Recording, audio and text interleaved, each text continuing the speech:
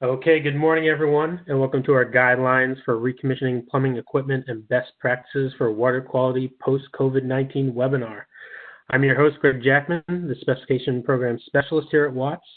Just to give you guys a little background on our webinars that we hold throughout the year, they cover a variety of topics. Our presenters are in-house technology and product experts, and thanks to our partnership with the American Society of Plumbing Engineers, we're able to provide you with 0.1 continuing education unit credit for those of you who need it if you stick around for the entire webinar. Next slide.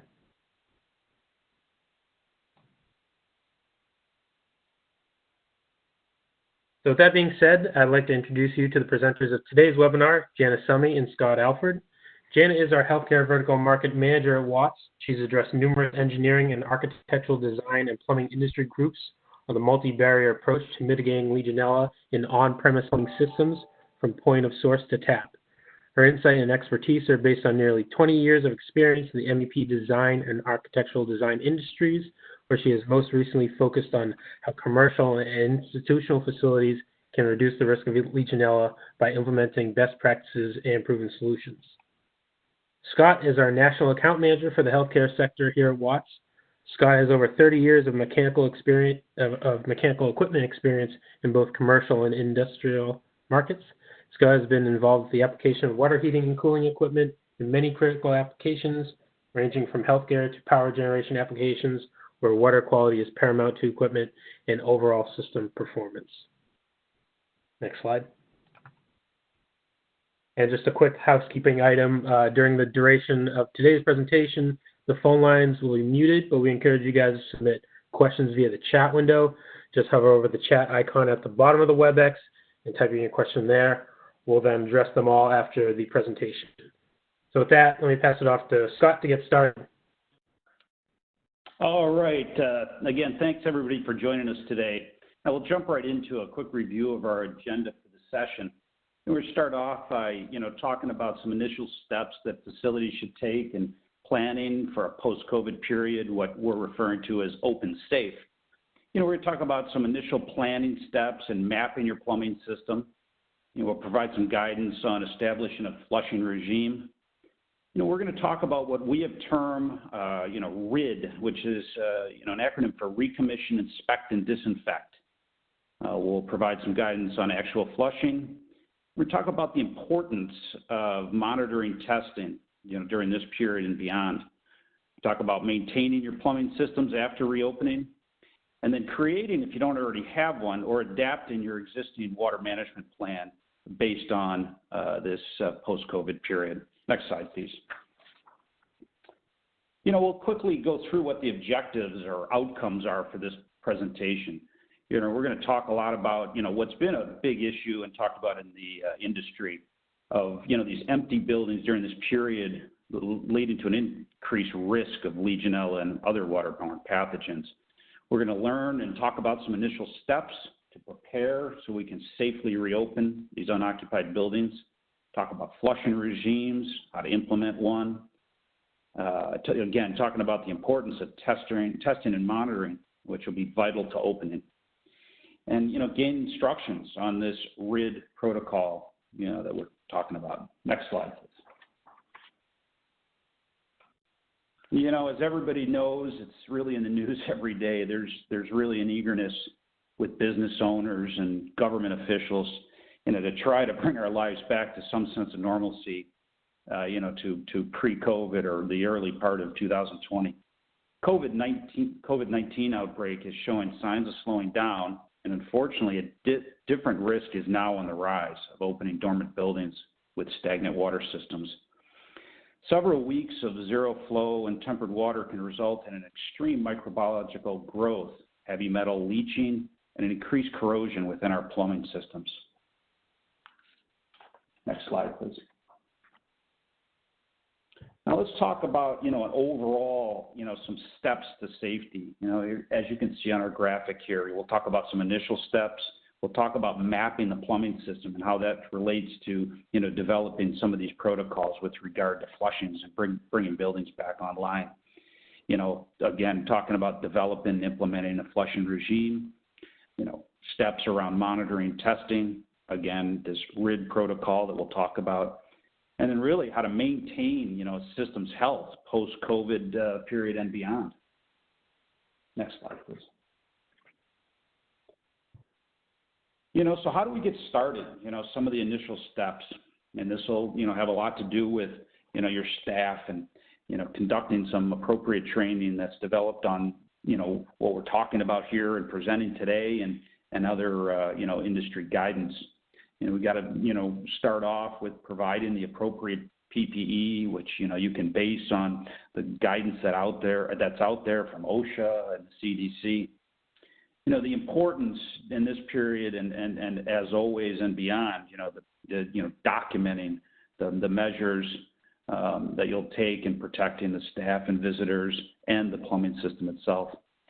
If you aren't already, working with, you should consider, working with a, water treatment expert or consultant in these activities. And also be in touch with your, local utilities.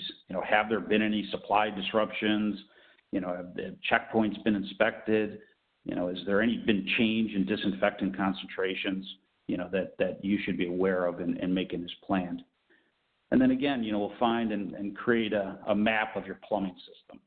Next slide, please. Talking about mapping your plumbing system, and you may have already, existing drawings that'll, be of great help here. But before, initial flushing, sketch out the building water systems. Again, using whatever information you have, but then developing a comprehensive sketch. Identify, where your low-use water outlets are, and then start to develop out a flushing regime, working in a unidirectional process starting at the point of entry. So where water's entering, where the water supply starts, and then working out towards distal points, where, you got point-of-use outlets such as faucets and shower heads. Working and, developing a program around the different zones and branches in the system. Each wing and set of branches will be served off the same riser, but ensure that, all points are captured here.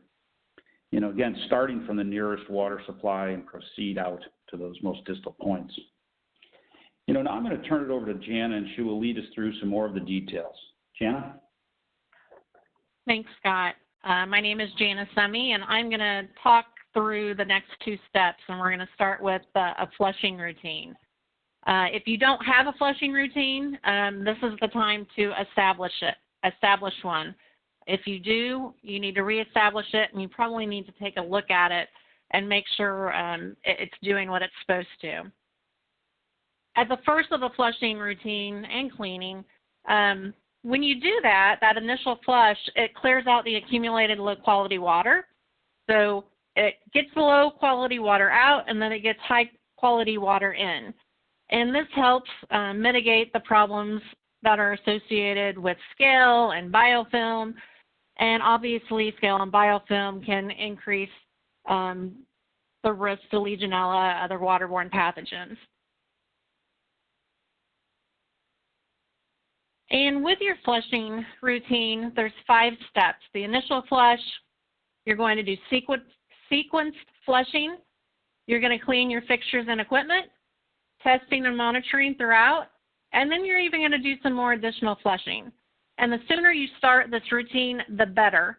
Flush now and frequently, even during this time that we really don't know exactly what's going on or exactly when we're going to reopen.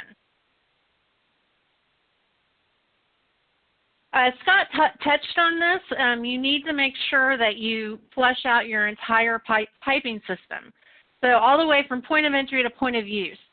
So if you think about it, the source, the place where the water comes into the building from the water utility, then to your maintenance room, throughout the premise plumbing system, and then to all of those point of use outlets. And you want to make sure that you include all outlets. And because sometimes these are, you think of like room faucets and shower heads, but there are a lot more: utility sinks, hose taps, and then all the different fixtures. And then you can also see that other things like ice machines, kitchen sink sprayers, make sure you've identified those and you're hitting each of them. So that initial flush can help clean out that contaminant and get you fresh, clean water in there. This shows a cross-section of a pipe, kind of what you would see if biofilm was building up within that pipe, and we want to get rid of that. As you continue to flush, you're going to continue to get draw particles out, and you're also going to bring in more disinfectant from your municipal system, and that's important because as disinfectant goes through a piping system, it will basically dilute, and it's not going to be as strong. So at distal points, it's not as effective. So getting that water, that fresh water with new disinfectant is very helpful. Like Scott said, you want to go zone by zone. You start with it, and this is more, smaller buildings might not have zones, but larger buildings with more complicated plumbing systems, they're probably going to have zones identified. There might be floors that you treat separately, or maybe there's a department. Maybe if you're a hospital, the emergency room is on a different system. So you want to do that zone by zone.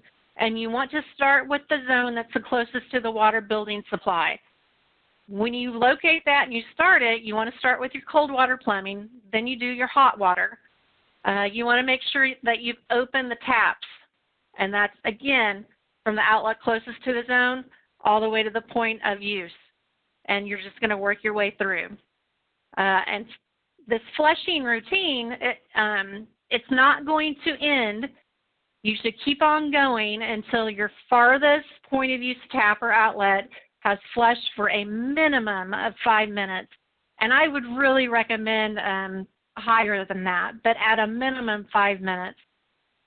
And you want to make sure that you're, at that point, your temperature should be constant. When you're doing the flushing regime, whether it's the initial one or some sequenced ones later, you want to make sure that when you do that, all your valves are open, and you leave those open during your entire flushing process. Now's the time to look at aerators. If you have them, it's probably a good idea to remove them.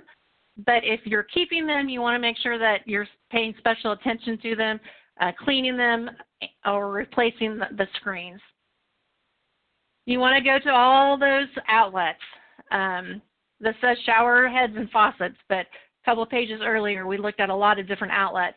All of those need to be disinfected and or sterilized, depending on what they are. You might want to also, you need to also identify areas that maybe people with a higher risk come in contact with those outlets, and you might even consider replacing some of those outlets. That's certainly something that you can look at. And then when you're done flushing the system, you're going to adjust the valves back to normal. You're also going to have to look at storage. So if you have water stored somewhere, consider draining it, flushing all the storage vessels until the clean water comes through. You also want to make sure that any filters like water quality filters, or if you have a softener, you check to make sure those are running normally. And those should be on during the flush. Those should run like they normally would. And really here, you're looking for that temperature to be maintained and just making sure that all that stored water is not a risk. You're going to want to do continue flushing. So one-time flush is probably not enough. We would recommend several flushes, but how many you do is up to your team at your building. The continual, though, and doing ongoing flushes is going to help, again, push out more of that bad sediment, et cetera, and help it from not growing back as fast. Again, there's no need to drain your water storage when you're continually flushing. You just want to do that on the first one. It's recommended that you go around at your point of use taps and open them at least once a day. Just open it, let the water run. That helps it helps that flushing process. A lot of people say at this point, really when you're in the beginning stages of this, you want to flush once a week, but you need to decide that.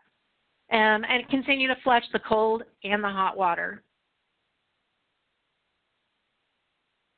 A couple different scenarios. So if you're in a building and it's been closed or very low occupancy and you've decided to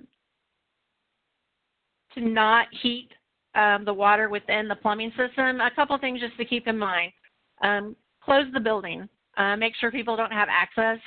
And you don't have to drain the system. You want to turn off all those storage tanks, though. Again, run the water until it's back to normal. And you want to consider not only thermal flushing, which is what we've been talking about, but also a disinfectant flushing. And really, you want to consider that no matter what the scenario is in your building.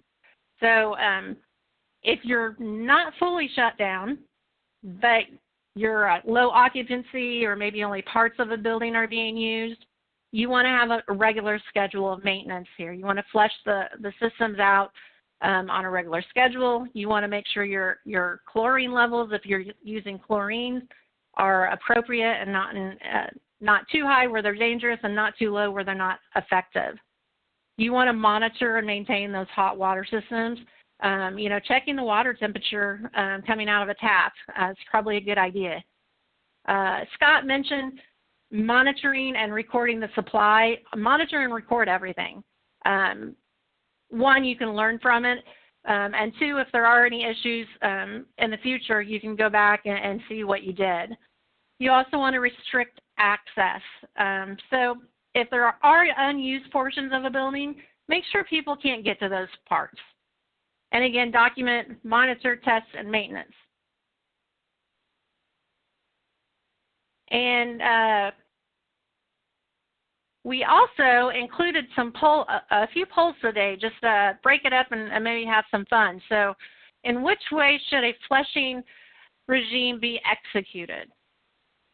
So just to open this poll, you guys should see it on the right-hand side of your screen, the WebEx. You can submit your questions or your answers there. Just give it a few seconds here, Jana, for everyone to respond. Yep. And then I'll pop the results up so everyone can see them.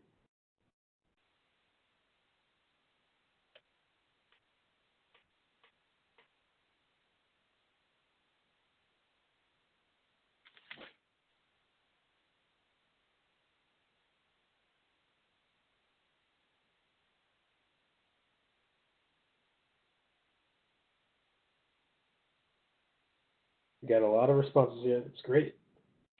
Hopefully this was an easy one. Yeah.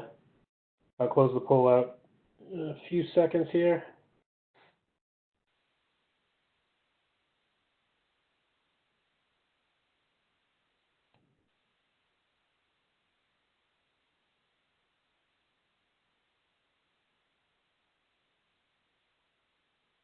Well, it looks like he's calculating our results right now. Yes.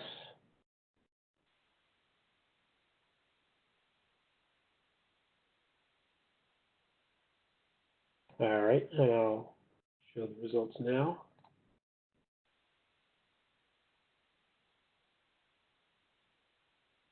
So it looks like of the people who answered, it looks like almost everyone got it right. So again, that's from point of entry to point of use. That's the way that you want to make sure that you're flushing.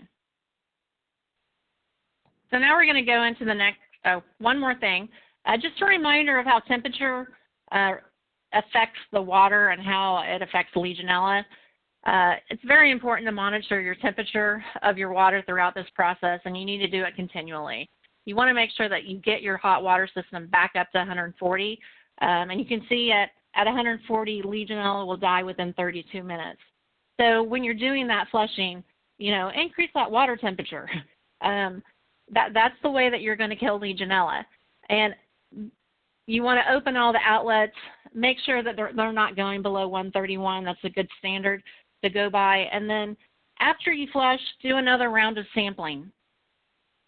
And sample for, your temperature and also your disinfectants at that time. And that's 24 hours before reopening. So during this entire time, when you're doing your flushing routine, you need to be testing and monitoring. And you need to test and monitor before the initial flush. You need to do it during all those sequence flushing. And then after things are, per se, back to normal, you need to schedule ongoing testing.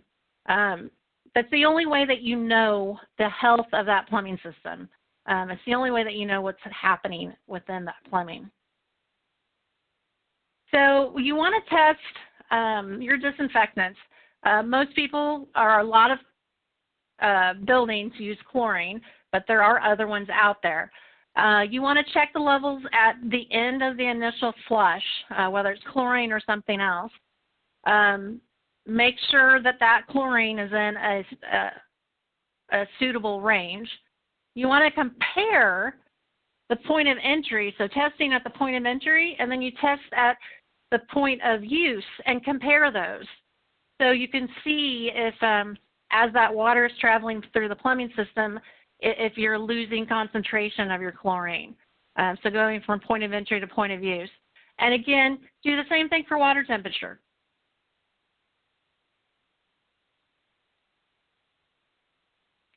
So buildings, in addition to, we've really been focusing on the, testing and monitoring and flushing water, and then also the disinfectants. But you also, at this time, you should be testing for Legionella too. You can work with a laboratory that's trained to do that, and I would suggest doing that. One thing it will definitely help on is making sure you're not getting false positives. So they know how to do it, so I would recommend that you do that. Again, they're going to sample at different times, but they're going to do at least one at 48 hours after that final flush. So at that time, your disinfectants have kind of balanced out, and your hot water as well. They're also going to take multiple samples to avoid those false negatives. And they're going to take samples, or you're going to take samples at different locations. You want to do it at the beginning, you want to do it at the end, and you want to look for places, other places within the building to do that. And it might be smart to make sure that you include some of those outlets that are in places where highly risk people might come in contact.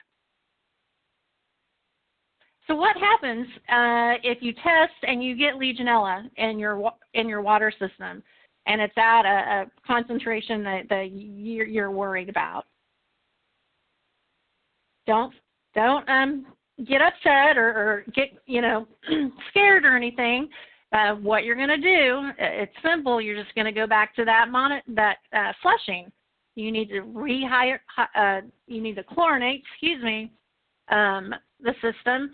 But this time you're going to make sure that it's a hyperchlorination. So it's at an increased chlorine level that you normally wouldn't do.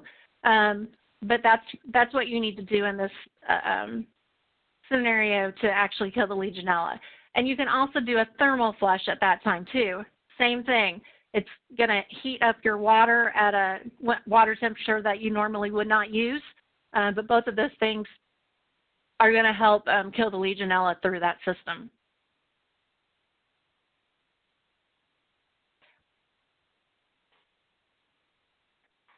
So one thing, just a couple things to keep in mind. If you are getting a lot of Legionella in your testing, it might indicate that you have heavy biofilm because that's where they can live and feed. So you might have to increase those chlorine levels. Sometimes when you're doing a hyperchlorination, you can shorten the amount of time. But in this scenario, in the world that we're living in, I would always do as much as possible. You want to make sure that those controls are in place that we talked about earlier. You want to test and treat until you get to normal ranges. And then going forward, you need to schedule this sequence flushing. And I would even go as far as to say, if you're testing for Legionella and you don't get any in your results, it's not going to hurt to flush again. It just depends on the system and what your team wants to do. But certainly you can do that again, even if you don't test positive for Legionella. Scott's going to touch a little bit on this, but just to reiterate, and I think this is really important, we hear the words water management plan or water management program. So I highly recommend that you get one, make one, if you don't have one already. And that water management plan is going to help you know that health of your plumbing system. And all of these things that you've been doing during the flushing and the monitoring and testing, you need to record all of that, and that should go in to your water management plan. So if you don't have one, I strongly encourage you to do it. Most healthcare facilities are required to have one via the CMS mandate. The water management program, it's based on ASHRAE 188, and there's a lot of toolkits online to help you create one. So we're to poll number 2, which parameter to test and monitor is not included in reopening a building? Again, that's not included. Just open the poll, you'll see it up on the right again.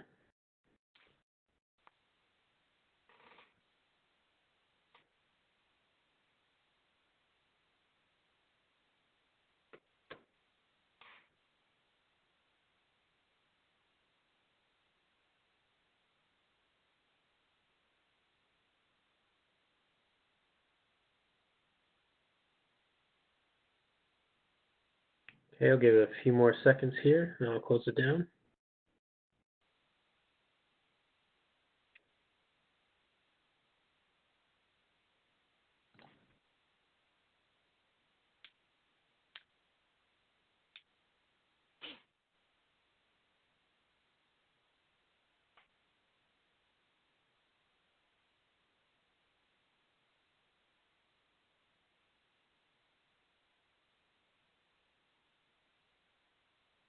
All right, results are in, and you should be able to see them now. Good job again. And almost 100%. Age was the correct answer.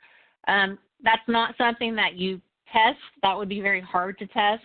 However, keep in mind that if your water is old, so like it's been sitting there, then you've got an increased risk of biofilm and Legionella and other bacteria growing. So the older your water is, the more concerned you should be. And I think now we're going to turn it back to Scott, and he's going to start going through the RID process. Thank you, Jenna. Yeah, so RID, which we introduced early on, is our acronym that we've designated for recommission, inspect, and disinfect. So far today, we've been talking a lot about our, the sort of overall, the entire plumbing system in a building, and talk somewhat about fixtures. Now we're going to turn to, the importance, in reopening a building and looking at mechanical equipment that, should be inspected. So as part of the process of reopening any building, all this mechanical equipment should be inspected. Examples shown here: cooling towers, boilers, pumps, etc. Essentially, the water system and equipment should be recommissioned as if it were a new building. So, that's taking into consideration all of the manufacturer's guidelines and any, other guidance from authorities that may exist. So, in addition to the overall system, we want to look at, all of the equipment that's part of it. Starting with, recommissioning and looking at inspecting and disinfecting our point of use fixtures. This is to clean and inspect and maintain them, as required. And as Jenna indicated before, in some of these cases, during this process, you consider, maybe replacing if the inspection would prove that to be appropriate. Next slide, please. including if it applies to your building types, which may exist in, some hospitality buildings, as hot tubs, spas, and any therapy pools in healthcare settings. There's, many of these, there's existing guidelines from local or state that drives this, the visually inspect, looking for any kind of slime or biofilm, and clean and flush and refill as necessary based on the inspection. And then, for hot tubs and spas, disinfect in accordance with the guidance that's out there from the CDC. Very important, a lot of talk, obviously historically about cooling towers, and so very important to look at, existing startup and shutdown procedures. Again, for all of these equipment, it's always good to follow the manufacturer's guidelines and then any industry best practices. And in the case of cooling towers, there's a lot of good guidance out there from the industry. So like the hot tubs, you're visually inspecting, looking for slime and biofilm. In the case of a cooling tower, it could be a little more difficult to do a comprehensive inspection, but you must do so. Make sure that things are well maintained, and then proceed with any disinfection procedures. And as I mentioned, there's solid guidance out there from the Cooling Tower Institute. Often forgotten in many of these, water management plans and inspections and flushing are some of the, sprinkler systems, eye wash stations, and safety showers. So don't leave those out of your planning here. And, flush and clean and disinfect in accordance again with manufacturer's recommendations. Decorative features we'll talk about next. Obviously a lot of talk historically in the industry about, fountains with regard to Legionella. So, comprehensive inspection, looking for any kind of slime or biofilm buildup, and then clean and measure disinfectant levels to ensure safety of those features. So with regard to mixing valves, ideally, as we talked before, if you're draining the piping system prior to closing, if you've been planned for, a long period of time. If not, we want to increase production and storage of hot water above 150, and we'll talk more about some of these temperatures in a minute. Keep the water circulating. That's something we haven't really talked about, but that's a key when we're talking about, preventing biofilm growth as part of some of the other protocols we've talked about. Circulation, it ties to flushing, but in a recirculation system, keep the pump running. And then, if we're going to do a thermal flush of any kind, you've got to, bypass any mechanical thermal valves, and then if it's digital, push it into the full hot, range. Conducting any, purging of dead legs, that's, very important, in these situations when looking at bringing a building online. And then at reopening, high temperature water purge or hyperchlorination. And one thing I want to talk about here is, as we talk about mechanical equipment, if there is a hypochlorination shock planned and implemented, I should say, you want to be very careful then if you then, follow that with high temperature because the combination of those two, can be damaging to some of the equipment out there. So if you hypochlorinate, make sure that, systems are flushed before, you go into any kind of high temperature range, especially protecting equipment such as hot water heaters and some of the, mixing valves we're talking about right here. So in reopening, calibration of mixing valves, and then, conduct, normal processes around monitoring temperatures and, getting back to the set points that, were established before. So next slide.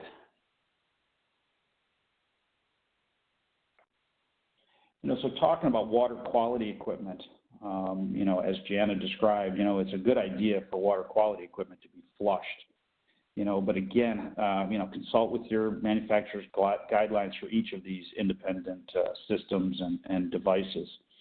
For UV systems, to inspect to ensure the UV light itself is working correctly, make sure, and this applies really to all equipment, make sure any scheduled maintenance is implemented that may have been missed on any mechanical equipment. So during a period of shutdown, maybe there was a good protocol around, maintenance procedures, but maybe, some of those were missed during the period of shutdown. So go back and ensure that, any of that was done. Visually inspect the UV system, and then any kind of filtration or point of entry filters, visually inspect and clean. And then again, with all of this, and specifically I identified here as point of use filters, just make sure that filters are changed per their schedule. Okay, next slide. Talking about drainage systems, really, a visual inspection should be implemented on drainage systems. Really, some of the products that are shown here being some of the more hygienic type drainage systems, stainless steel, may not need as much requirement of any kind of maintenance, but, inspection and a flushing of drainage systems would be prudent here. Next slide. So, for water heaters in the system, take a look at manufacturers' recommended practices for draining for a period of disuse. And then again, ensure all maintenance activities are carried out per the manufacturer's instructions or, protocols that you have in place. And in talking about, I mentioned before, when you talk about water heaters, we mentioned here at least 120. Really, we like to see, and if you were thinking back to the slide that Jana had regarding Legionella growth, we really like to see a minimum of 125, maintained throughout the entire system. We talked about 122, but really, getting above that, and maintaining 125 is appropriate. And then, if there's storage, we want to store at 140. And just again, just a note, when you think about water heaters, keep in mind that whole dialogue I mentioned around if there's a, hyperchlorination, make sure things are flushed and components like water heaters are protected in that regard before any kind of high temperature thermal shocking or even back to those normal temperatures. We want to make sure things are flushed. Next slide. Again, really, all components in your mechanical equipment and parts of your system, including backflow preventers, you want to conduct a visual inspection. And then if water was completely shut off and the pressure was decreased, all reduced pressure zone assemblies need to be repressurized correctly to ensure that the relief valve closes. And then for pressure vacuum breakers, all pressure breakers also need to be repressurized correctly. And any pressure vacuum breakers installed outdoors should be spill resistant, but still should be checked, as with all equipment. Gas connectors for equipment, assuming all equipment is turned off, a device, such as a FlowPro, can assist with startup check to ensure each piece is operating at manufacturer specification. Verifying proper gas supply to any appliances, whether it's in a commercial kitchen or not. For systems such as rainwater harvesting, those systems need to be inspected and flushed, and including snow melt systems also should be inspected and cleaned, again, as, per the manufacturer's recommendations. Next slide. So if reopening is happening within a month, continue your normal regimes if possible. If the time to reopen building is unknown, or if it's, more than a month, there are precautions you can take during that time to increase water quality prior to a pre-opening flush and disinfection. Conduct low usage weekly maintenance, low water usage. Conduct weekly visual inspections, initial operation of moving parts on, some of these pieces of equipment we talked about, bumping, a pump, and similar equipment to make sure that nothing's seized or potentially failing. We talked about, increase the water temperature up, 140 for at least 1 hour per week to reduce bacteria growth. Many people in the areas that Janet talked about that, already have a water management plan, likely have protocols around that.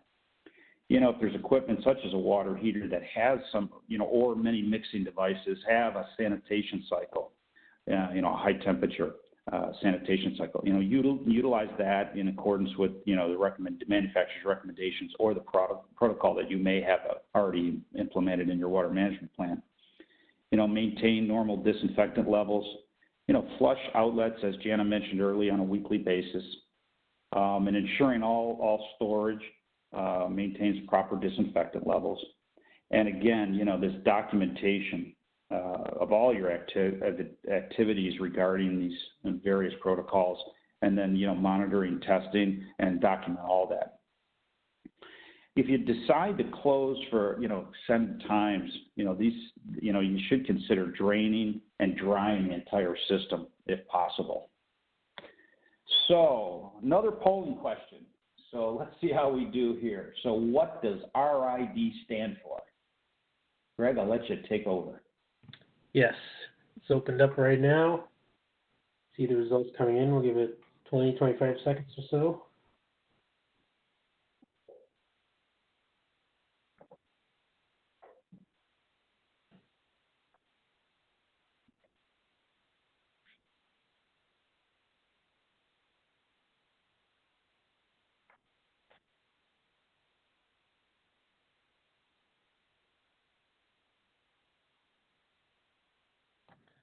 All right, close it down in a few seconds, and you should be able to see the results.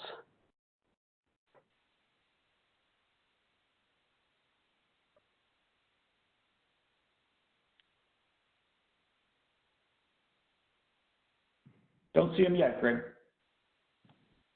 Yep, there we go. Excellent. Everybody did very well. Thank you for that. All right, we'll keep going here. Okay, now, once the building has resumed normal operation, and your water system is back to a standard function, maintaining the water system quality and safety is the primary priority. As Jana mentioned, if you didn't have a water management plan prior to this disruption, we really recommend creating one, immediately. And as Jana mentioned, there's a lot of good guidance on that subject. ASHRAE Standard 188 has really become the go-to for that, and helping, sort of implement that. The CDC put together a nice toolkit, they refer to it as, to help with that process. And those plans should include schedule for monitoring and testing disinfectant, bacteria levels, and water temperatures, as we've mentioned before. Follow the plan, document activities, and adjust as needed. And if any issues arrive, take action as necessary. Okay, so which are true statements? And thank you, Greg. Greg's got the statements up here, so we'll give you a little time here, and we'll see how everybody does on this one. So we encourage you to vote on the panel on the right of your screen.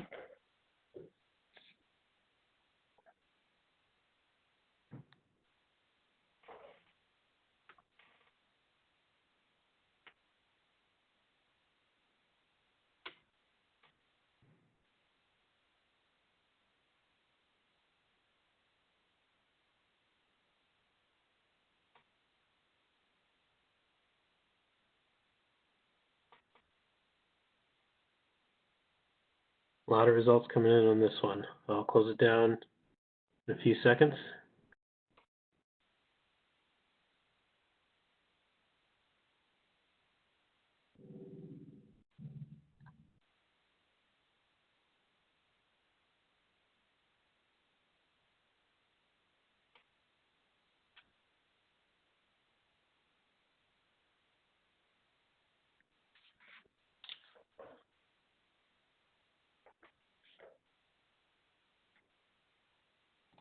All right, and Scott, you should be able to see the results up now. Yeah, great. Everybody's realized that really all of those statements are true. So great results. Thank you for everyone who voted. Okay, we've got a lot of resources listed here, and certainly not expecting everyone to note them all. Greg is going to send out the information we provided here. But you can see, and the top one there is that toolkit I mentioned.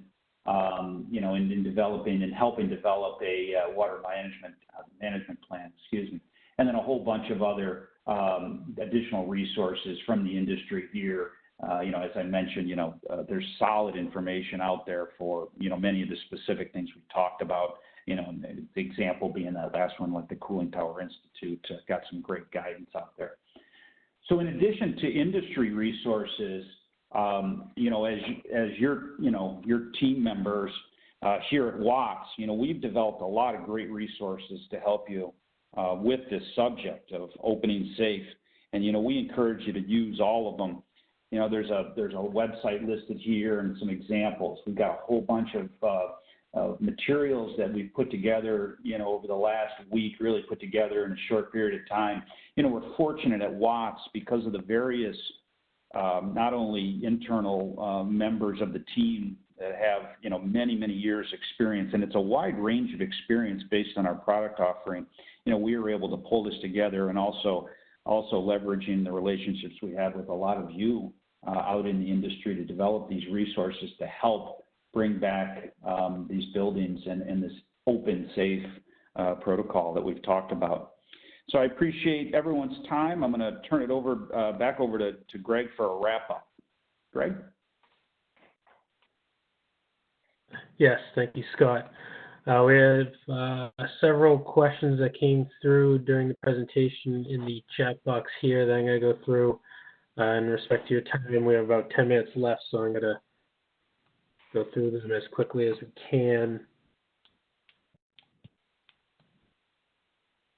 Okay, first one here, came through in the Q&A. Let's see.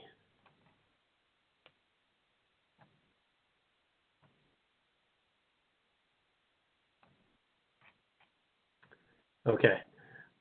How long can water piping be stagnant before you would recommend a full binding flush?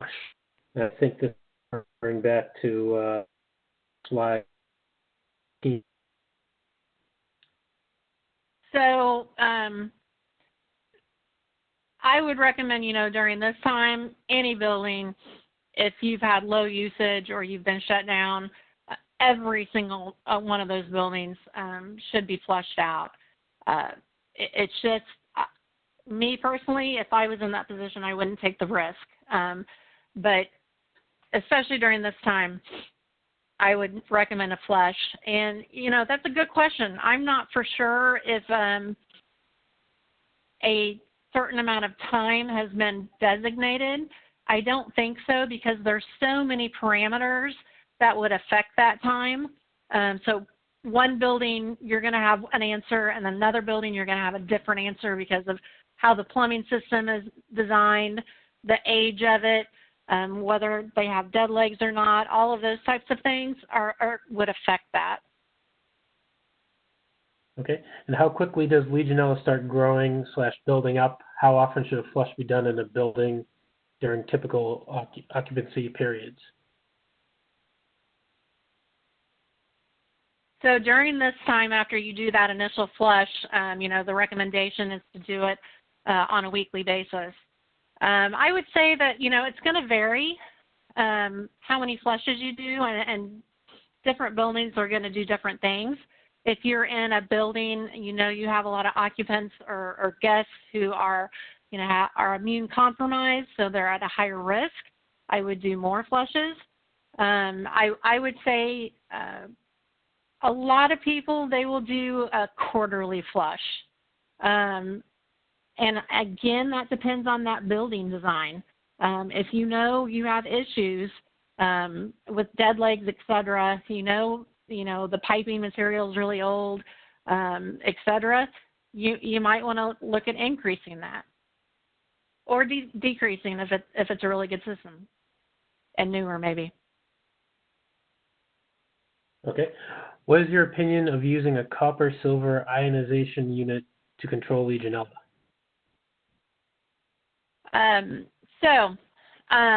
Solutions for Legionella, I would always recommend a multi-barrier approach from point of entry to point of use. So what does that mean? I would recommend don't go with just one solution. You need to have more than one solution within your system. That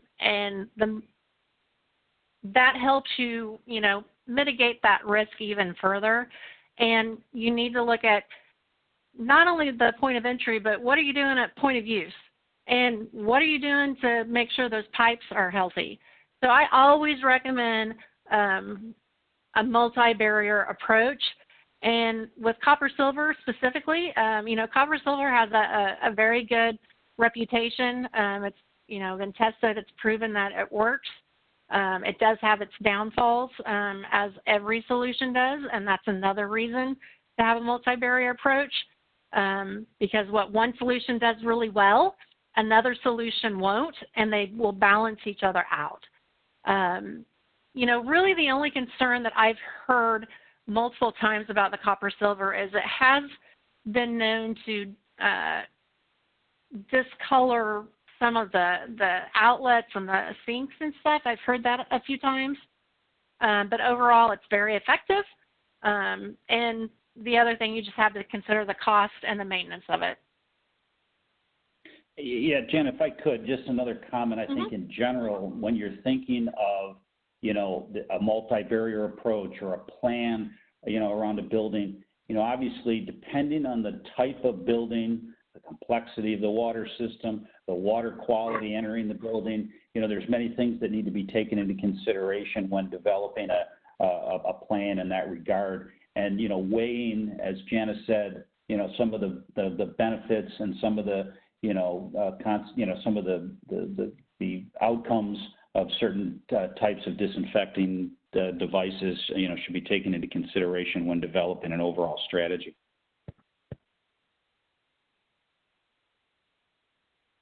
Okay, great.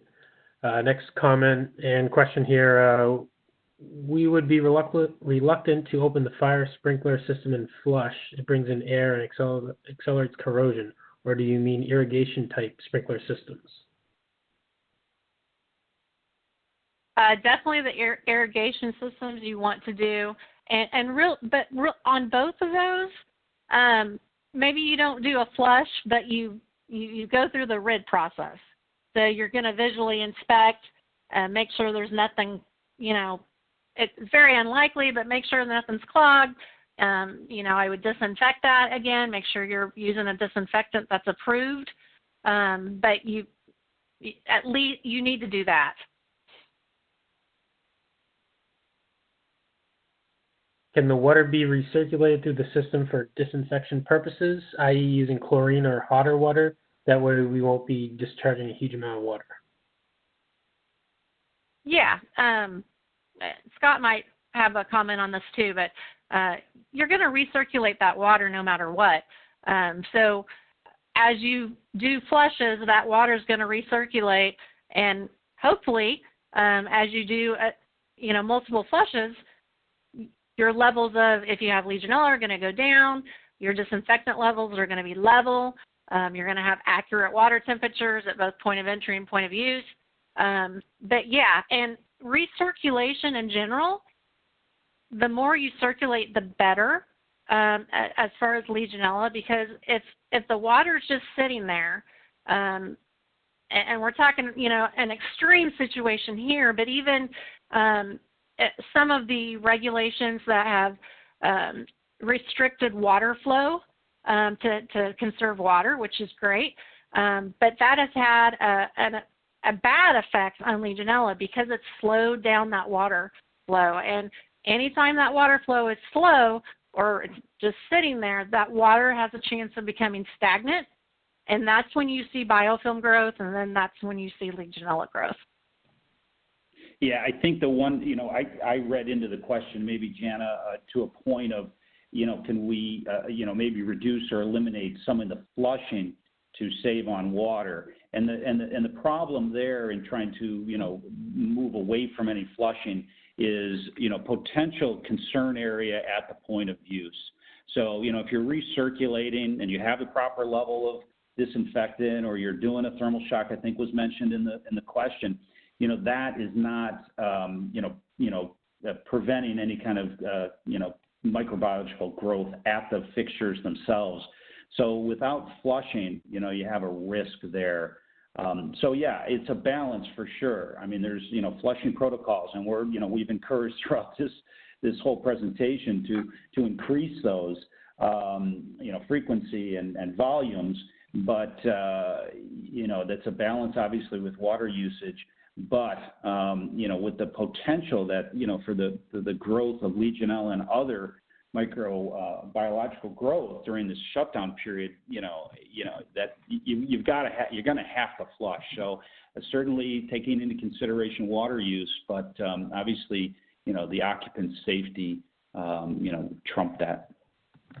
One thing you might consider, if you're concerned that you're not doing enough flushes, you might put point of use filters on your sinks or showers or whatever your outlets are, to provide extra precaution, at that point of use. Often, when there's an outbreak, often the facility managers will go in and they'll put point of use filters on, just to make sure that they're adding an extra layer, an extra barrier of protection. So I would consider that. Okay, another question here. What are some means and methods to injecting chlorine to the point of entry to the point of outlet?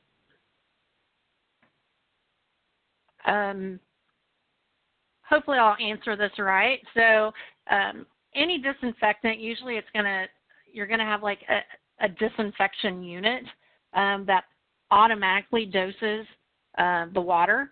So it's going to be programmed to put so much in at a certain frequency. You're most likely, I would say in almost every case, going to be working with a water treatment person to do that. So someone probably outside of your staff. But the unit it's a automatic unit. It does it on its own. It's programmed to do it at the amounts and timing that you set it on. And it might take a while, but again, you can see whether you might need to adjust it by testing at point of entry, see what your level is, and then test at point of use, and then you can compare. So if you have a big drop, you might look at, I need to do this more frequently, or up the concentration. Okay, here's another comment. It's referring back to the flushing regime slide, I believe, slide 14. This is a good idea for flushing the building piping. However, this may not be too helpful if the water company doesn't flush well.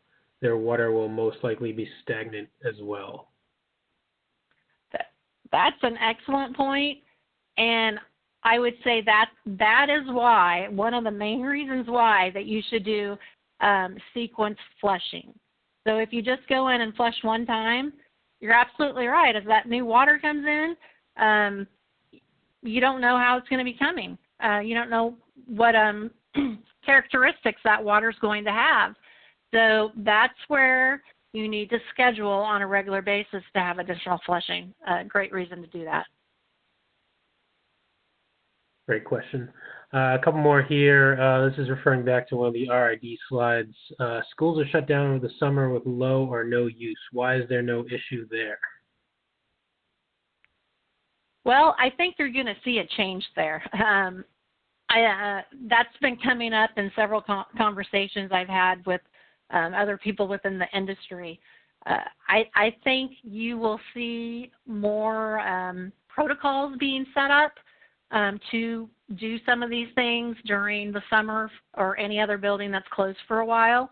I don't know if there's any schools out there that has specifically been linked to that for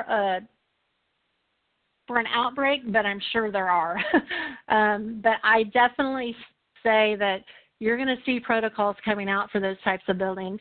And, healthcare buildings that type of building is really the only building that has to do something by law, basically, because CMS says if you don't do it, we can take away your Medicaid and Medicare reimbursements.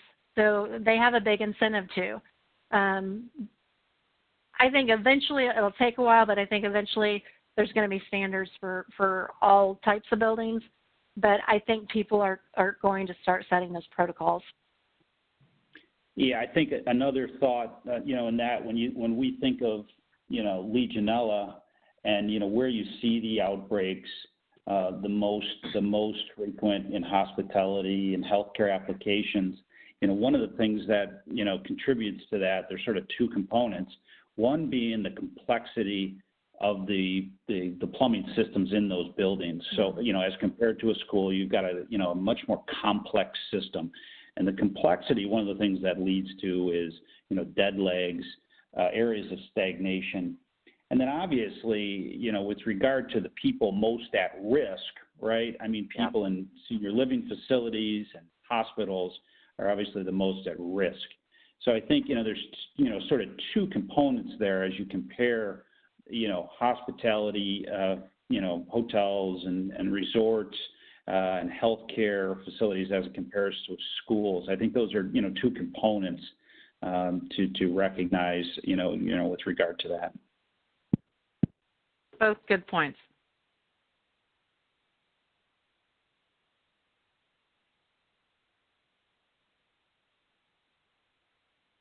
Are you there, Greg? Yes. A couple more questions here. How much chlorine is supposed to be used for disinfecting? Is there a formula to be used? Usually it's a dose of 0.2 milligrams per liter. That's kind of a standard. Again, that's going to change if you're doing a hyperchlorination. But again, I would consult and work with a water treatment person, and most likely you're going to have to. A lot of states require someone who's licensed to come in and work that equipment.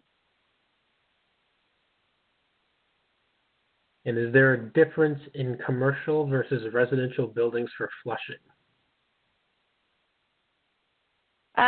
We haven't really talked about residential.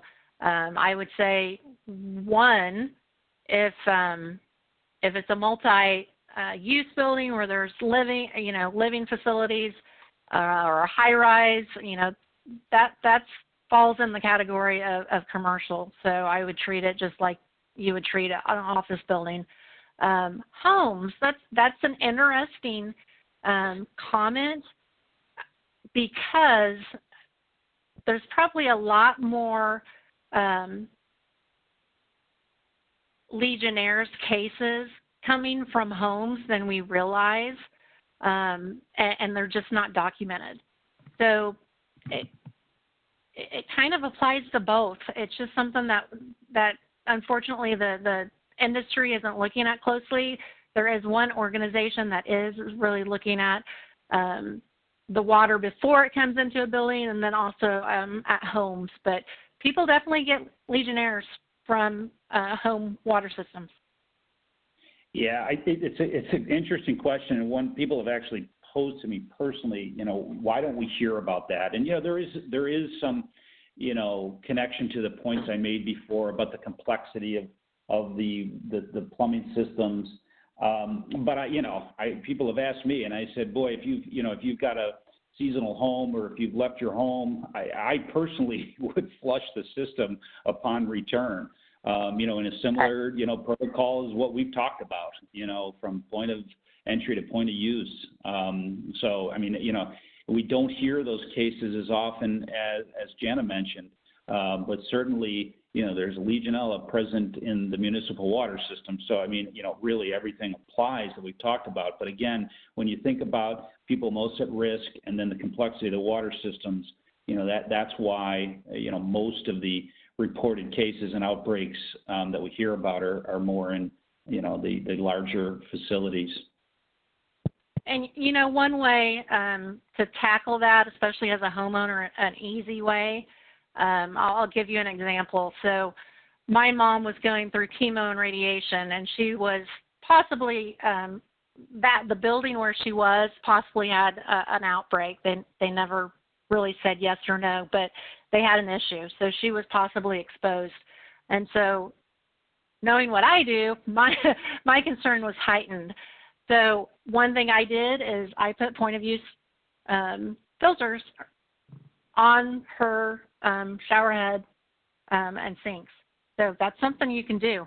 Those aren't just for commercial use, but you can use that filter at home as well. So if you have a heightened reason to be concerned, that's one way to tackle it. I just have a quick comment here. We are at homes anyway, so it doesn't need to be flushed, right? Yeah, I mean, that's so, yeah, when the question came up, I was thinking of, a time where maybe someone's away from a home or it's seasonal. Yeah, certainly for, most of us, our plumbing systems at homes are getting flushed more than they ever have before. So, obviously, in those cases, no worries. Very good point. Yes, and one more here. I think they're referring to one of the beginning slides. It says, what has COVID caused? I'm not sure. Well, yeah, I mean, I think that maybe the question, Greg, I'm hearing it, and I think maybe there's and we should have clarified this up front. I mean, the COVID tie to this subject is the fact that the COVID has put a bunch of buildings into dormancy. So, I mean, the COVID tie here is that we've got a bunch of buildings that are left dormant or not as used. So the connection to this presentation is really the lockdown that's occurred in in our country, resulting in these buildings being dormant. I mean, we're in this presentation we're not addressing the actual spread of COVID-19. It's really what's happened to plumbing systems based on the dormancy. Hey, great. Excellent. Those are all the questions we had come in. So I just wanted to thank Jana, Scott, and everyone who joined us today. Just to let you know, a recording of this presentation will be emailed to you. If you have any other questions, please direct them to me at gregory.jackman@wattswater.com. For any more technical and topic-related questions, you can reach out to Jana at janasummy@wattswater.com or Scott at scottalfred@wattswater.com. And if you'd like the 0.1 ASBCU credit for attending this webinar, please email Jackie at jacqueline@molinari@wattswater.com. And if Jenny could just advance it to the last slide here. Once the webinar ends and closes down, it'll bring you to our best practices for water quality post-COVID-19 webpage. So there you can download more information. At the bottom of the page, you'll be able to download a white paper. It's named Key Considerations for Opening a Building Post-COVID-19. There's an infographic there called Ensuring Building Safety Post-COVID-19, and 2 checklists that can help you out as well, one on recommissioning your equipment and the other on water safety. So that is all we have. Thank you again to our panelists and everyone who attended, and everyone stay safe and good luck. Thank you. Thank you, everyone. Thank you.